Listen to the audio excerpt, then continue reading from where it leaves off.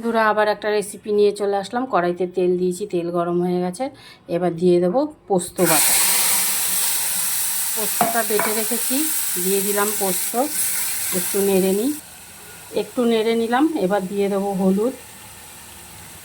অনেকে পোস্ত হলুদ ছাড়া খায়, কিন্তু আমি হলুদ দিই।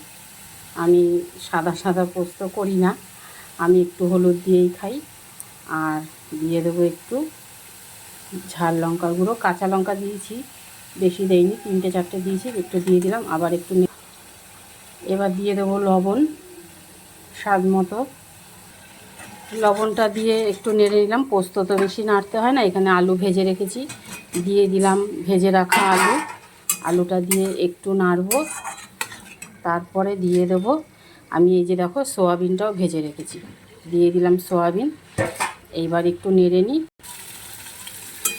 দেখো পোস্তর সাথে কষানো হয়ে গেছে আলু আর সোয়াবিন। এইবার দিয়ে দেবো জল,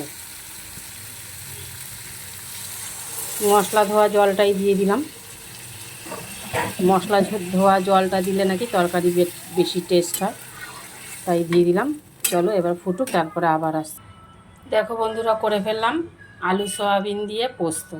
তোমরা এইভাবে করে খেয়ে দেখো, একটা নতুন রান্না, ভালো লাগবে। তাহলে আজকের মতন রাখছি, পরে আবার একটা কোনো ভিডিও নিয়ে চলে আসবো।